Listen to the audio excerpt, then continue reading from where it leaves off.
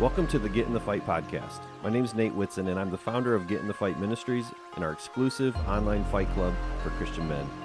Everything we do here is dedicated to helping Christian men become the men that God meant for them to be. So if you're looking for helpful content and conversations that can help you to grow and become the man that God made you to be, then you're in the right place. But before we get started, please do me a huge favor and be sure to subscribe, click the like button, and then leave us a 5-star review. Doing that helps us to reach more men who are looking for content just like this. Also, if you'd like to learn more about our mission and how to get involved or how to join the Fight Club, then head on over to getinthefight.club. That's getinthefight.club and learn more today. But without further ado, it's time to get in the fight. So let's go. Hey guys, welcome to the Get in the Fight podcast. I'm your host, Nate Whitson. And if you're thinking like, how did I get here to get in the fight? What is this all about? Well, this is for Christian men who want to live bigger, better lives and become the men that God meant for them to be. So do me a favor as we're getting started here. If you are new to the show, if you subscribe or just get engaged, maybe even just by commenting on it, or if you like what you hear as you go through here, subscribe to the show. Go to getinthefight.club. You can find my Instagram handle there. You can follow us there, find out more information. But if you're looking to grow as a man, if you're looking to become the man that God meant for you to be, we talk about all those kinds of things here and in this ministry. We do a coaching program for men that just want to grow as men. We do coaching for men that are looking to overcome pornography and sexual addictions and different things like that as well. But we have a private community that we call our Fight Club. And inside of that Fight Club it's a private group of Christian men only who are fighting to be men that God meant for them to be together. And today we're really continuing a conversation of podcasts that we call Fight Club Stories. And we're inviting in men who are a part of that community just to simply share their stories. And I don't know about you as you listen to this, but one of the favorite things for me going to church is the testimony or baptism Sundays where people just share their stories, they share their lives, and man, they just get you like so emotionally charged up just to go like, God, there's just an average person who's fighting hard and has so much of a story to share. And they're always these motivating, powerful stories. And so I thought, let's just create that here. Let's bring to you as the audience some of these stories of just everyday Christian men who are fighting to live bigger, better lives. And so our hope in doing that is that you're encouraged, that you're inspired, that you yourself as a man listening to this recognize that you're not alone. I think that's one of the big battles for Christian men is that we feel like, man, I'm going to church, I love God, but I'm dealing with these things in my story that are hard to deal with, and I feel like I'm alone. And I think that's what the devil would love for you to do and love for you to feel like anyways, is that you're alone. And so again, our hope in telling these stories is that you know that you're not alone, that there's a lot of men out there who are fighting to live bigger, better lives. And again, if that's you, come check it out at getinthefight.club and see what we're about. We'd love to have you. So today, I'm excited to introduce you to a friend of mine named Ryan Lash. Ryan, thanks for jumping on and being a part of the show today. Appreciate it. Thank you for having me, Nate. Yeah, man, it's going to be fun. Look forward to it. Look forward to jumping in here. In fact, let's just do this. I'll kind of like walk you through different questions and different seasons of life and things like that. But let's just go back to the beginning. Let's just start there. Okay. So, take us back to young Ryan growing up. Tell us who you are, where you're from, and what was life like for you, back when you were a kid? Yeah. So I grew up in Canton, Michigan, Plymouth Canton area, which has now grown from about probably 70,000 to over 100,000 since I've left. So grew up in a very, very big area, pretty wealthy area as well. I was blessed in that sense. My family personally didn't have financial issues that I was ever aware of come up. Lived in a, loving home and played lots of sports. That was my outlet, was sports.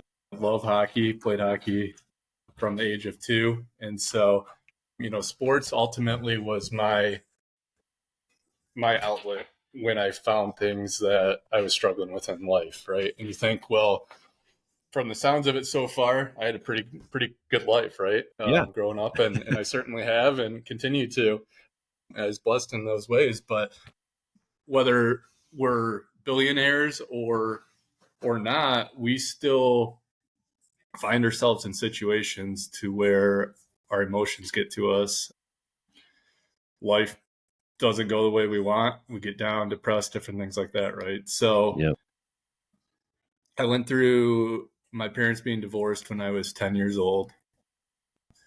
And a lot of stuff that happened back then, I now see a different light, and I understand some of it a little bit more. Whether I agree with it or not is different. Mm.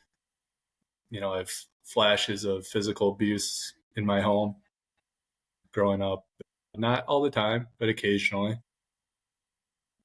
And I kind of went off topics as far as where I grew up, but that's a backdrop a little bit into what I'm eventually going to be talking about. So, Yeah.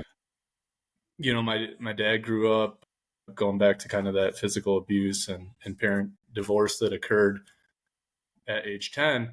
My dad grew up in a home with a absolutely horrible father, physically beat him, looked down upon him, drank quite often, was just a miserable person from all aspects from what I've been told. He passed away the year before I was born. So I never got to meet him, but some of that allows me to understand maybe some of the reasonings behind how I was raised. And so, I grew up primarily with my mom from that point on. I spent every other weekend and one day a week with my dad. He was always present, but not present. And a lot of things that I felt like my dad should be teaching me, I don't think were. And maybe he would say otherwise, but, in the light that I think of or that our society paints a picture of. And so grew up primarily with my mom, loving mom. My dad still loved me very much, did what he could and did what I think he truly could without help of others and help from the Lord, first of all, right? Mm-hmm. And so went through high school in that sense. I was pretty good at sports, nothing spectacular, but I wasn't the bottom of the barrel either. And so I kind of got my self-esteem through sports primarily. And what sports did you play? Like, what were your sports? so I played hockey, like I mentioned. I played hockey started skating at age of 2. Okay. Traveled all over for hockey growing up. So that was my number one sport for sure. Dabbled a little bit in all sports, I think, as we do as kids, right? Played soccer for 1 year. Thought this is the most boring sport ever. I'm out of here. If I want to go run miles for a couple hours, I'll go run miles, but not something I want to do, right? So that was a short-lived sport, but baseball I played quite a bit of growing up. Played a couple years of football, but again, my love always came back to hockey. Okay. And in that team bonding and atmosphere that we get in any sport, but especially in team sports. So, played 4 years of varsity hockey for Canton, and eventually got honors of captain my senior year. And so that was kind of where I put all my focus on, right? School, yes, I did well at school, but again, my focus was on sports, and sadly to this day, sometimes probably it's too much, but it's something that I find joy in. So, but yeah, so that was my primary thing growing up: sports and school, and staying out of trouble as much as I could. And so who do you think then, like, who was the biggest influence? Maybe it's positive or maybe it's negative, but who do you feel like had like the biggest influence on your life as a kid? Ooh, like you said, whether positive or negative, I think there's quite a few, right? But I would say first and foremost, my mom, raising me. I have 2 older sisters. One of them helped raise me during the summer times up until I was 10. She babysat me and did certain things like that to help out. But I was in some ways an only child. They're 2 half siblings, different dad. And so by the time I was 10, they were both on to college. Okay. So one's 10 years older than I am, the other 14. And the one that's closer to my age, we had a decent relationship growing up. We're pretty close as you can be for being a boy and a girl 10 years apart, right? Yeah, right. But the older sister I didn't have much of a relationship with. And so it's primarily my mom. I was around here her majority of the time. She would take me to events. She did everything she could to be the best mom that she could be. And so she was definitely the most positive role model. But again, and like we're taught, we're men and women, right? There's two genders, and they have a reason for that, right? And so God has a reason for that. We all bring our own strengths and weaknesses. And so although I had that positive influence from my mom, I still was falling short on the male influence side. And there was some through different coaches and things like that. I had a gym teacher, my elementary gym teacher, who forever, whatever reason, found a liking to me. And we became fairly close in the sense of that student relationship with a gym coach. He had kind of the old style gym coach mentality, right? Nothing like the softies nowadays. And right. So, and at the time, he was actually becoming the high school head coach for the hockey team. And so my mom started the high school hockey program in Canton, Plymouth area for the high schools, got that all going in 99. And so I saw him in that light too. So outside of school, I'd see him around different hockey events, things like that. Ironically, he ended up leaving and came back and was my coach for my final 2 years of high school. So that's pretty neat. He was a God-loving man, which I had no exposure to. I mean, the little bit that I knew of his love for God is when he would, he'd profess God first, family second, that sort of thing. He would mention that several times, but, nobody that I was teammates with were ever outwardly expressing their faith. Yeah. And so that was really the only exposure other than Catholic churches that I had to Christ growing up. And let me say, those are not the most exciting churches to be in, nor are they ones that necessarily guided me to where I am today. That's for sure. And unfortunately, typically the times that I was in those churches was for funerals or weddings, right? Either the two extremes. Yeah. And so yeah, I think those two were, I guess, the most influential, so to speak.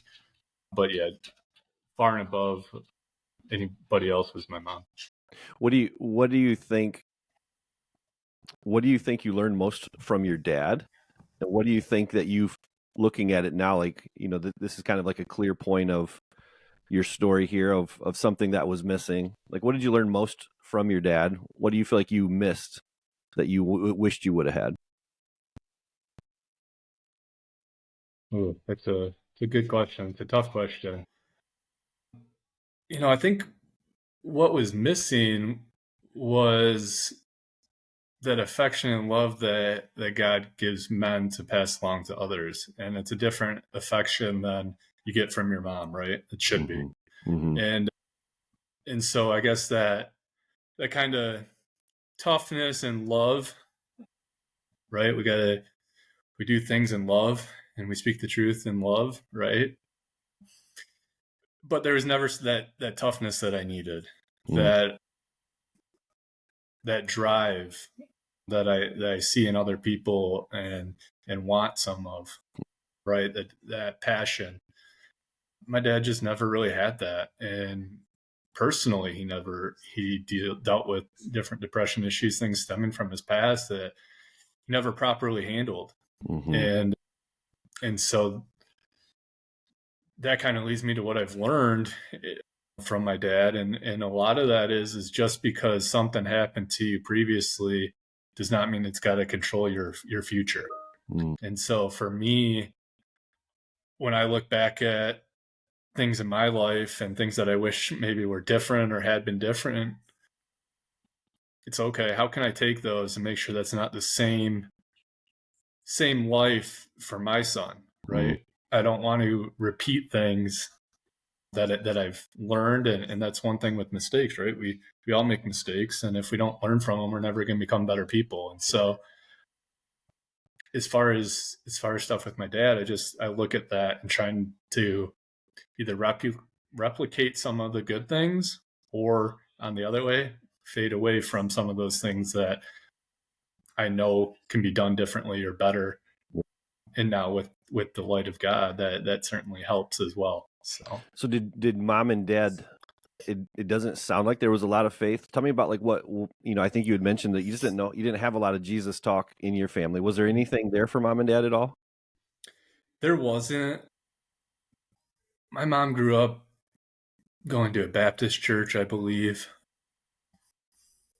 They went to church a little bit, but that was about it. I never got talked to about any of that really growing up. That more came out recently in the last 5 to 7 years since I've been saved. And so that's about the extent that I know, really. Okay. But my dad, there's never anything faith based growing up. Not necessarily, they weren't atheist by any means. We had talks occasionally, but there's nothing pushed one way or the other. Yeah. Okay. It's kind of just non-existent. Non-existent. Yeah. So let's jump into your faith story then for a minute. Like how does that come to be? Tell us a little bit, and then like maybe build that into your current situation, married, kids, things like that. Mm-hmm. Tell us a little bit, like build us from faith into where you're at now as a dad. Yeah. So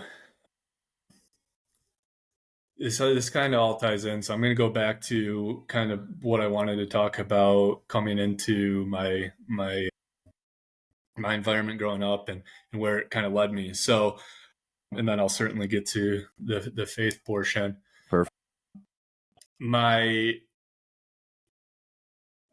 When I was about 15, 16, things started to kind of hit me in what I would call very,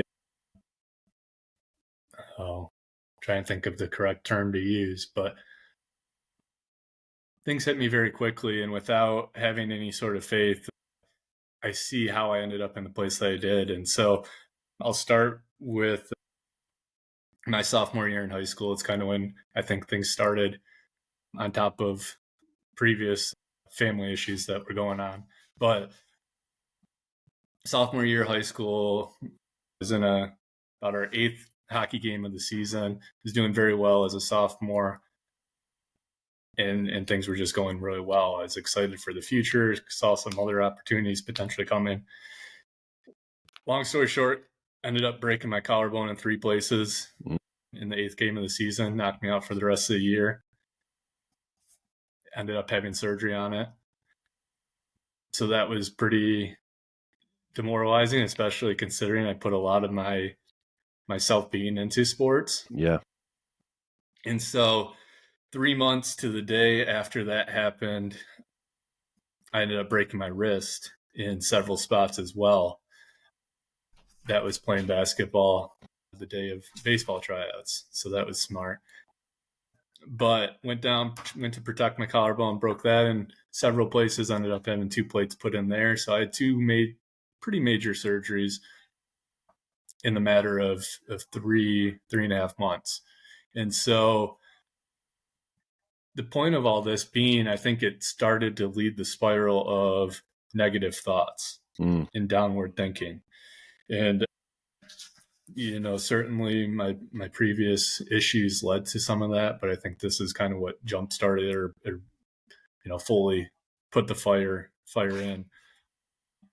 And so then 3 months after that, I ended up getting in a car accident almost to the day, to which I did a 360 across the highway, and at one point saw my life flash before my eyes. And thank God nobody else was hurt in that accident. I myself was okay.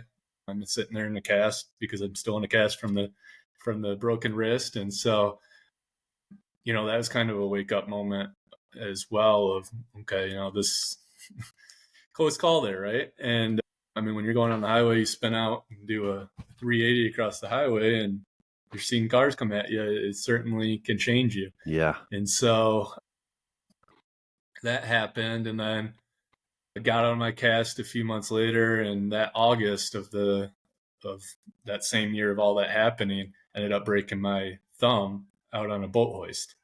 And so Dude, it when it was, rains, it pours. yeah, it poured for sure, right? And at grand scheme of things, looking back, they're so minute issues and so small in the grand scheme of things, right? But at the time, especially when you don't have faith, Yeah. it's tough. It's tough to deal with. It's tough enough to deal with when you do have faith, right? And so, let alone when you don't have faith, and you, not to mention, you put your whole life into something that can be gone that quickly. Yeah. As it was with your sports, identity is completely wrapped my in identity. sports. Yeah. Absolutely. And so that started a depression issue, I believe, at that point, and kind of took things going in the direction that they ended up. And so that all happened my sophomore year. Had a few girlfriends here and there in high school that one broke up with me because I was too nice. Stupid stuff like that. But at the time, you're so wrapped up to it and you put so much into something and you don't see the big picture. You're emotionally immature. Yeah. Unfortunately, some of those things get to your mind. And my senior year, I felt like I would, all the depression just kind of toppled onto one another, all the issues. And so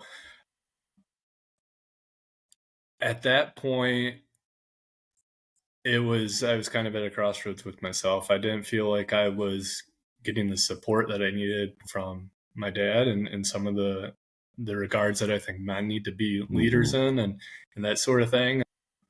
And I certainly wasn't getting that from my mom. She was very supportive and pushing, and she's driven herself, but just not the same. And so ultimately that led to me being suicidal. And so that was a tough year, my senior year, with some of that going on. And again, I think it all started way back, but little bits adding up and then a lot happening at once and kind of pushing that forward. And so, yeah, I had suicidal thoughts. I had a plan, an action ready to go, and just lost it one night. And thank God a friend of mine at the time called my mom, and I was upstairs and planned on carrying out the action. And thankfully that never happened. And so got stopped before that could have taken place. And from there, started seeing a counselor and doing different things to try and help. Of course, big pharma came along as well and played a role in some of this. And so, yeah, went to this depression and down this dark hole. And, thankfully I accepted the help, right? Because we can't do this life alone. We know that through Christ first and foremost. And certainly without Christ, you can't. That's for darn sure. That's right. I learned that firsthand. And unfortunately, I didn't have the exposure, the people around me to guide me in the appropriate direction at the time. And so I say all this knowing that my life has been very blessed. There's always someone out there that has it worse, right? There's only one person in this world that can't say that. And that's all subjective. And so, these things, although be it small in the grand scheme of things, they added up. And so there's a lot of other individuals that I'm sure feel that same way right now. And no doubt. Hopefully they take the steps to get help and talk with the right people. Just having a third party that is able to look at things objectively and maybe say, yeah, you might be thinking that, but it's not as bad as you're thinking. Let's navigate this. Hey guys, I hope you're enjoying the show so far. And if you are, please do me a big favor and simply get engaged in a simple way. For you, that might be clicking the like button or maybe subscribing to the show. For others, it may be commenting on a show that really stands out to them, or maybe it's just copying the URL and texting it to a friend, or pasting that into your social media, or sharing it via text, whatever it is. All of those things make a huge difference for us, and it helps us to reach more Christian men who are trying to live bigger and better lives. So, number one, thank you for being a listener, and thank you for being a part of this community and part of this show. We appreciate it more than you know, and we appreciate you getting engaged and helping us out. Thanks so much. Now back to the show. And so yeah, that kind of that took off. I got some help. Long story short, ended up at Michigan State. I go green. Oh, And yeah, here we go. Talk about depression. Now the good part of the story, right?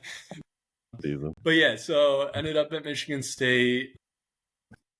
Was coming out of that depression and that period of my life, and certainly wasn't over by any means, right? And it still isn't to some degree, right? We all go through times of depression. I think that's natural, and it's evident within the Bible itself too, right? For sure. The individuals in the Bible. And so went there, I kind of masked different things through the typical college things, drinking alcohol, partying, doing some of that. Every now and then doing different drugs, trying to cope with different things. And ultimately, all while I'm still on medication from the whole issue that previously occurred. And stopped seeing a counselor at that point. Things I felt like were kind of back on track. And for the most part, they were, other than social activities that I certainly wouldn't put myself in nowadays. Sure. But at the end of the day, it was kind of a social experiment for me, college, right? I did good enough to get decent grades, and then the rest of it was all just a social experiment. Yep. And so it led me to kind of times of darkness and times where things were great, right? An up and down roller coaster. And so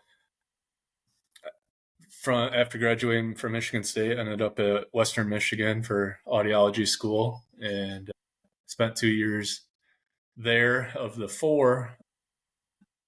And that was tough for me. So after 2 years, I felt like the politics within the school itself were just, they were getting to me. The other thing was, do I want to take on this extra debt? Is it really going to pay off or no? And so, between the fact that we had a research professor teaching a business class that never taught business in his life, between that and me not wanting to spend more money on that, I got out of the program. And so this is kind of where the faith side begins. Okay. And so God's always, I feel like, always been with me, always been watching out for me and put me in the places that he did, so that I'm here today but it's kind of scary, and what you're about to hear as far as kind of the path and how I got to where I am. It's truly remarkable what God does and how he works. And so I got out of that program 2 years of the 4 in, like I mentioned, and we ended up working at the call center, a switchboard operator at Western Michigan, because I just wanted some cash until I figured out what I was doing next, right? Yep. And thank God it wasn't the old style switchboard operator where I'm tired out from moving all the actual cords around. But right. Nonetheless, when I was doing that, I started looking at other opportunities. I was pretty serious. I applied to a marketing position in Singapore as a 1-year position.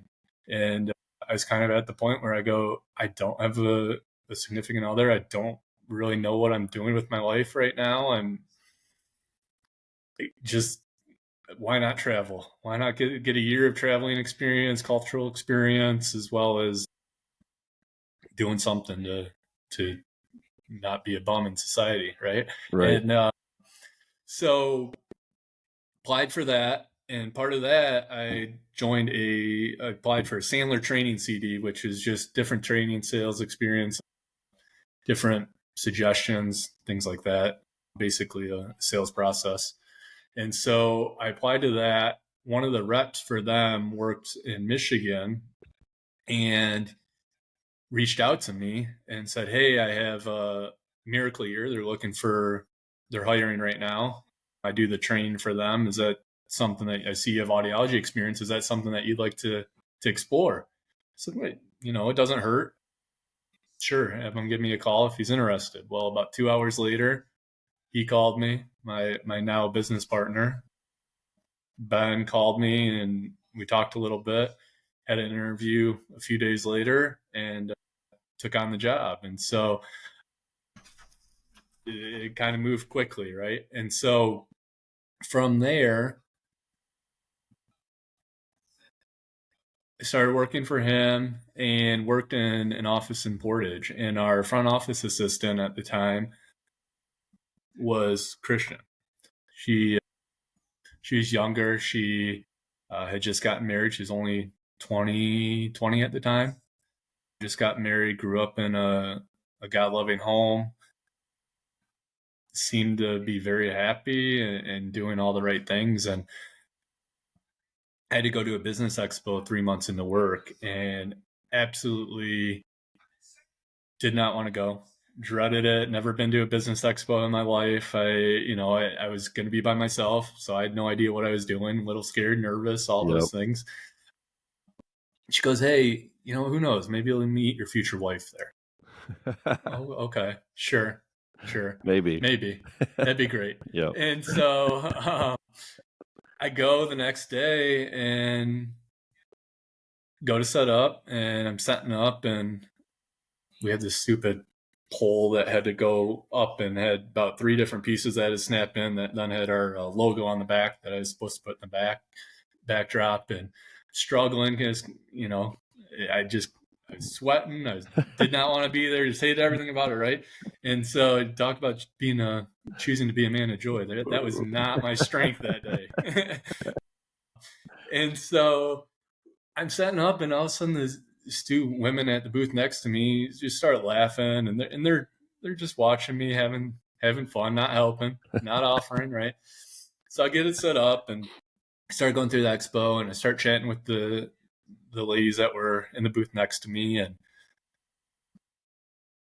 so then at the end, through sports, I ended up getting one of their numbers, and that individual ended up being my now wife, Emily. But God also put me there for a bigger purpose too, and that was to join him daily. And the reason I say that is our very first date that I went on with Emily, she divulged her faith and was being very strong about it, and said, this is what I'm looking for. And thank God she did. And I promised her on that date, I said, I'm not going to promise that I'm going to become a Christian. I can't do that. I'm not going to do that. But what I promise you is that I will at least educate myself and make that decision from there. Okay. I'm a firm believer that the biggest issue, and I think most people would agree with our society nowadays, and probably has been for a long time, but even more evident with technology, is we don't take the time to educate ourselves about 2 sides. And really, there's always 2 sides to the story. We've heard that for years, right? You hear that growing up, and when you get in trouble on the schoolyard or something, well, what's Johnny's side? Right. But yeah, so promised her I'd educate myself, and through that, ended up coming to faith and was saved. And so Lee Strobel was a big influence in my walk of faith and coming to Christ. Probably because in a lot of ways he was like me, in the sense that he just flat out didn't believe it. And not that I didn't necessarily believe that there was a God out there or some higher power, because to some degree I felt like there's certain, I'd be naive to not think there was with how small we are in this universe. But it gave me somebody else to relate to that kind of thought, well, maybe this isn't really the real thing. Yeah. And maybe this is all phony. And so he set out, as many of you know, through the Case of Christ, that book, he set out to disprove Christianity. And through that, realized he can't. Yeah. And so he came to the belief there's no other way to live other than through Christ. And so, he was a big part of me growing into the person I am today, as well as starting to come to church. I went to church. Emily did not push me, which I think greatly helped. Because had it been something that was shoved down my throat, see you later. Yeah. Right. I'm not going to stick around for that. I'm my own person. I want to make my own choices, but at the same time, I want to educate myself. And so went to church, and about 2 years in, realized, I can't do this without Christ. And this is the way that I should be living my life. He's always been there for me. There's been certain situations that he's put me in to make me the person I am today, just like each and every one of us, right? And so we grew through Christ together, which I think helped too. Yeah. And wound up here now married. It's 5.5 years later. Yes, I'm looking at. Are you getting confirmation to figure it out? I might be. Yeah, I might be cheating a little bit. For all those of you that aren't married, it's a good idea to put some sort of decoration in your house with the date on it, so that you can just look at it. You know what? I put mine on my ring. It's on the inside of my ring, so that I can always take the ring off and see it. Like, oh, that's right, 2004. That's right. So every time you're looking, she's like, "What the heck?" Right. Yeah. Right. You can't remember what's going on. Come on. Right. But yeah, and to say that since I've been saved, my life is perfect, that's far from the truth, right? And none of us are promised a perfect life, and we all are promised that. In a lot of ways, we're promised that we're going to go through struggles. Yeah. And that's part of it. Yep. And so we've gone through a lot in the first 5.5 years of our marriage. I've switched jobs twice. My wife changed jobs once. We built the home, moved into our new home, moved in together. My mother-in-law was struggling with terminal cancer for a long time. And so, there's things that we're always going to deal with. Mm-hmm. But thank God now I have God, and I have our Lord to be able to talk to, and I have a daily counselor. Yeah, right? That's right. And that's the best thing. And so I certainly am pleased with where I'm at now. I find myself a lot more content when things go wrong, and being comfortable, being uncomfortable, I think is a major thing that has helped me in trying to look at what's the purpose of the situation I'm in right now, and knowing that it's temporary. Yeah. Right. And you've had several of our weekly verses recently that have related right to our topic now. I think of 1 Corinthians 9:27. I discipline my body like an athlete, train it to do what it should. Otherwise, I fear that after preaching to others, I myself may be disqualified. Yeah. Well, if we can't train ourselves, and we can't educate ourselves, and we can't take care of our own selves, we can't take care of other people. And so, I think God started it with myself and trying to get myself right. Yeah. And once you showed me how to do that, then I was able to come to faith, rely on others, get help when I need it, that sort of thing. And so I just think the Lord's brought a sense of calmness since I've been saved that hasn't been there in the past. Yeah. When things go wrong, Yeah. right? In particular, everything's great when things go good, whether you have faith or not, right? And that's the scary part, though, too. We got to make sure that we we praise the Lord in times of good as well, and probably even more so in those times because it is so easy to lean on him when things aren't going right. That's right. Yeah. So, How so has yeah, maybe like how has just thinking back to all those stories, and I appreciate so much of just the openness to share this with us, Ryan. I know there's going to be a lot of guys listening to this that are going to relate to divorce, depression, trying to find your way through, to faith and all these things that they're just going to relate with your story in so many ways. Just kind of connecting all of those dots now, like how does faith in Christ change the way you deal with depression? How does it change the way that maybe you overcome some of the disappointment of growing up without your dad being so present? Like, tell me about how Christ is changing some of those things for you. I think overall it's just an unexplainable sense of calmness in times of discouragement and times of depression, in the sense that I don't get worked up. I try not to get worked up about things. I've always been kind of a laid back person. That's always been my personality. That's what God gave me when I was born. But at the same time, before Christ and more so in the years of my downward spiral, I cared too much what other people think. And so that was a big thing is just not letting go of what other people think. And it's certainly, you should care to a point, right?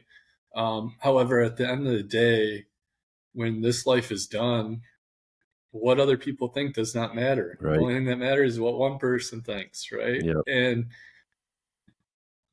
it's not that I don't value other people's thoughts. It's not the case, but I can't let that control my outcomes and how I live my life. And so, that's one thing that coming to faith has done for me is it's God saying, hey, we can do this together. You need to care what I think first and foremost. And then who cares what other people think? Control what you can control. I'll do the rest and let it be. And so that's helped my depression because I don't care as much. It doesn't weigh on me as much what other people think. And that's one thing that I think our society too is so big on, is we care too much what other people think. Yeah. People will say, well, that's not the case. Well, look at all the influencers now that are making millions or, whatever the case may be. We've always searched for desire to be liked. That's just part of our human nature. Yep. But at the end of the day, it doesn't mean anything. Yeah. It really doesn't. And so I think the biggest thing that come into faith as far as my depression that has helped is just being able to be true to who I am and who God made me to be. It makes me think, right? I got to do the best that I can do. Yeah, because it makes me think so much as you're saying this, and we said it earlier too, was it makes me think of like the athletes who put all of their identity in playing that sport, and people are like, I love you because you're good at sports, right? And they eventually have to stop playing. There's eventually a time, and how many of them struggle. It's like we watched this 30 for 30 Michael Jordan thing that came out, whatever that was, and it was so awesome to relive part of our childhood for those of us that age. But it's also super sad. Like when your identity is wrapped up in something other than Christ, it leads to exactly the journey you walk through of like when that thing goes away and you break your collarbone, or if your identity is in sports and now you can't play anymore, when it all falls out and your identity is stripped away and there's nothing left, it does lead to depression. It does lead to emptiness. It does lead to a lack of what you're saying is calm. And, in the scriptures, they talk about shalom. That's harmony. It's like harmony with God, harmony with yourself. We're missing that outside of Christ. And I just think of all the men today that are going like, I'm missing what Ryan is describing. Like, I don't have that calm. I don't have that peace that doesn't make sense. Like what would you say to that guy that's saying like, dude, I hear your story and I don't even know where to start? Like, what would you tell that guy?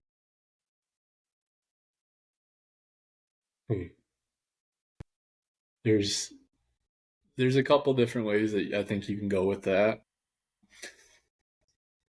If you don't have faith, first and foremost, I think that's the number one thing, is to start educating yourself on Christ, who he is and was when he was here, and start just educating yourself. That'd be the first step. And I'm not saying that you're going to become a Christian if that's what you do. That's not the point of what I'm saying. But if you educate yourself on another way of thinking, and you find out that, holy cow, maybe there are more than one ways to think about things, and especially the biggest question in life in general, right? I think for the most part, it's been debated for years. It's the number one thing that's been talked about for consistently for this many years. And so that would be the first thing. But regardless of that, I think just seeking help, knowing that you can't do it alone. And part of that will come through your search for Christ if you don't have faith. And if you do, just reminding yourself that you don't have to do this alone, right? We're made to be disciples. Well, in order to be a disciple, you have to create relationships. You have to have conversation with other people. And so that's a qualification of being a man of Christ. And so that's built within us to talk with others. Yeah. And so, yes, part of it is to be a disciple, but at the same time, if you need that help, reach out, talk to somebody. First and foremost, don't hold it in. Yeah. You hold it in, it's not going to end well. And that's where I was at close to 15 years ago. And it could have been it, but it wasn't, thank God. And, I started talking to others, and just that would be the biggest thing. I love it. Start with talking to others. At this point, my advice would be find a Christian counselor, not just any counselor. But at the same time, even just getting that third party to be able to objectively look at a situation and help you and maybe give you different insights. And then and don't let me forget this, one of the biggest things that we get joy out of in life is helping others. And so go volunteer, go do something that helps somebody else. And the joy that you get from that is second to none. And so that those three things are the biggest. And so good. The great thing about the very first one is when you come to faith and you have God, you're doing all three in one, and you have a counselor at your hand any moment of the day. And so through being a Christian, you're gonna help others, which is going to give you joy, and you have that person to talk to on a daily basis. I love it. You just got to look for the answers maybe a little differently. They're not as direct all the time, but you got to search for them and being open to look for them. So that's great, man. I love that. And it kind of leads me as we kind of like move towards the end here that, this community, this podcast, we call it again, Fight Club Stories. And it really hits on the point of like why we're here, like why this podcast exists, why this community, this Fight Club that you and I are both in exists. And so much of that is built out of a heart for knowing that a lot of men are carrying burdens today, like you were carrying as a young man, not knowing where to go with it, not having that peace in your heart, thinking, almost falling into the devil's complete trap of saying, why don't you just end this? Right.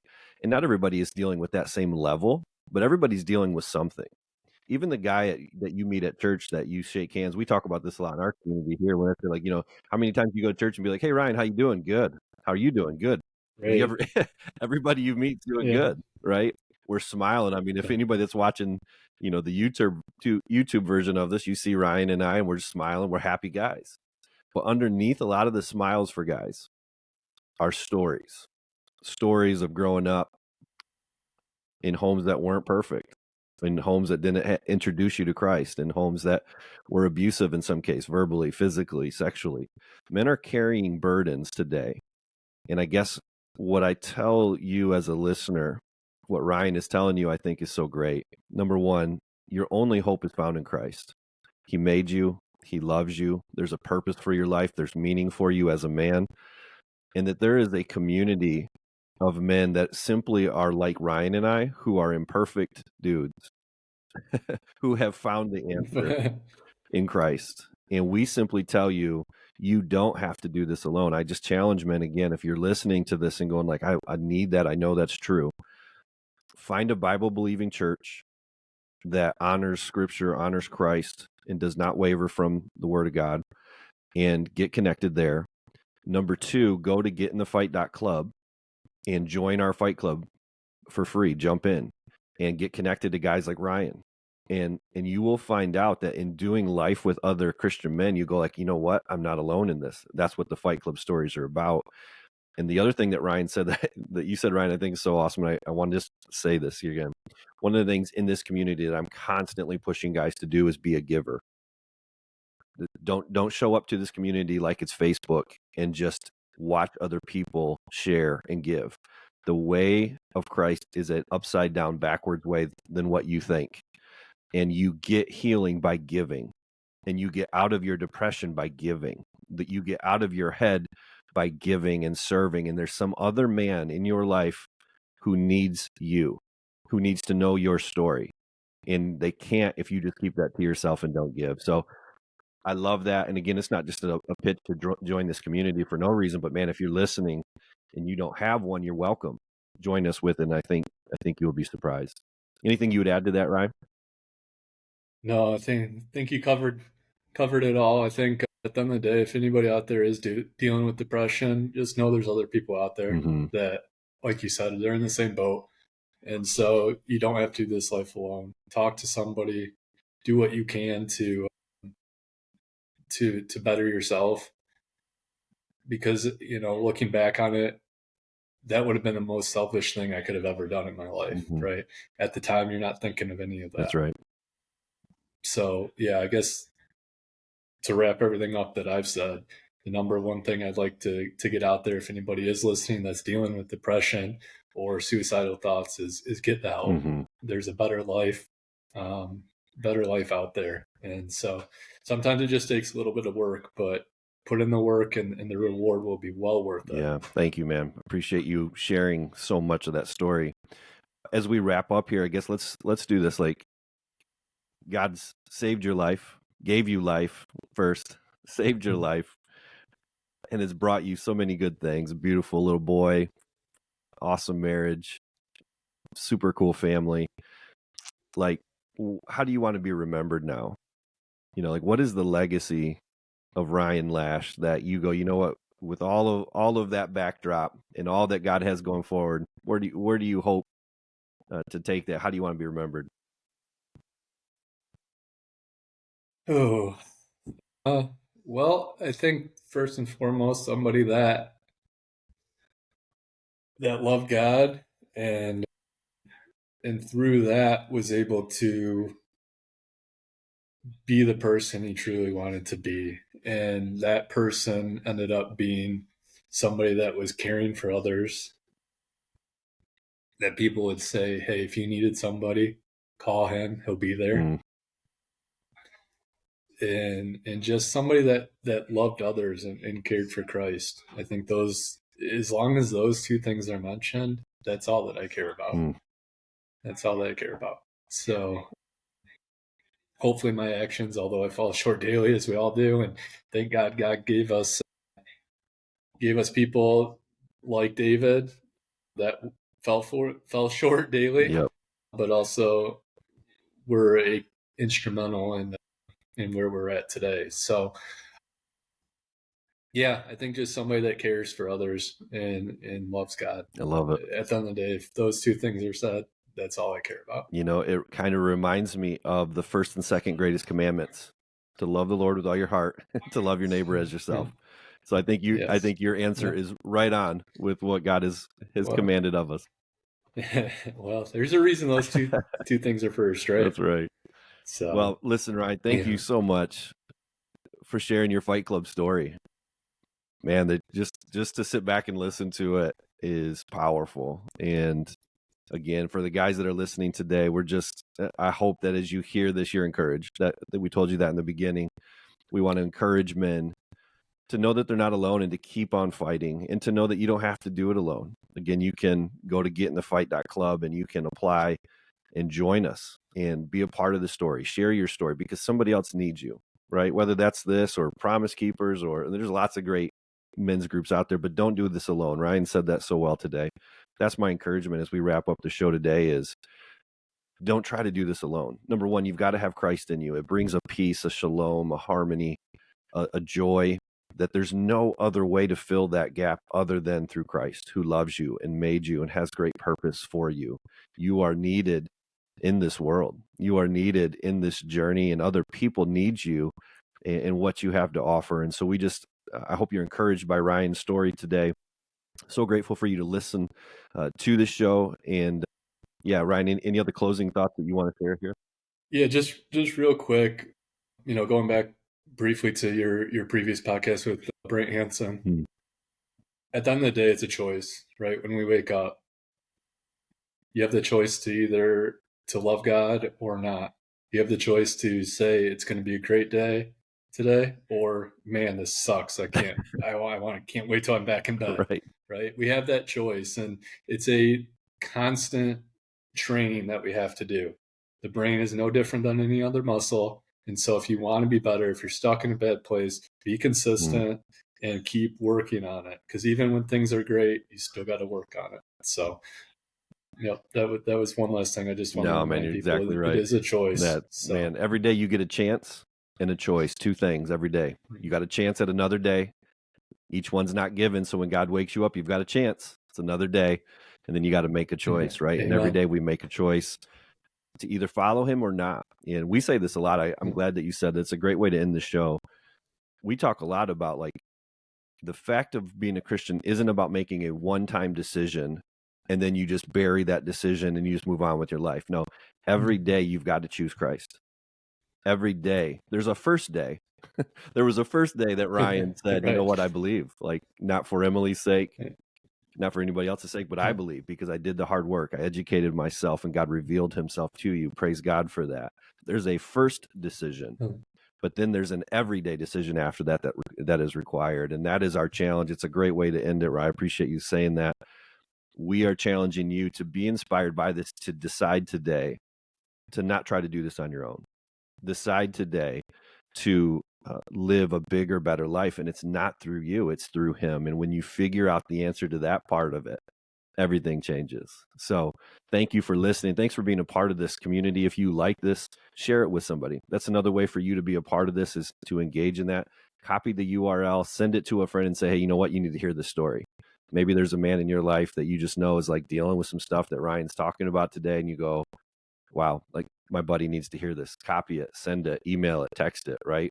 Copy the URL, send it out, comment on this, follow us at Instagram, Twitter, those kinds of things. But no matter what you do, get in the fight, live a bigger, better life. Thanks for listening today. We'll talk to you in the next show. Hey guys, thanks so much for being here today and listening to the show. Please be sure to head over to the website at getinthefight.club. And before you go, if you haven't already, please subscribe, click the like button, and leave us a positive 5-star review. It makes a huge difference whenever you do. Have a great day. Go get in the fight.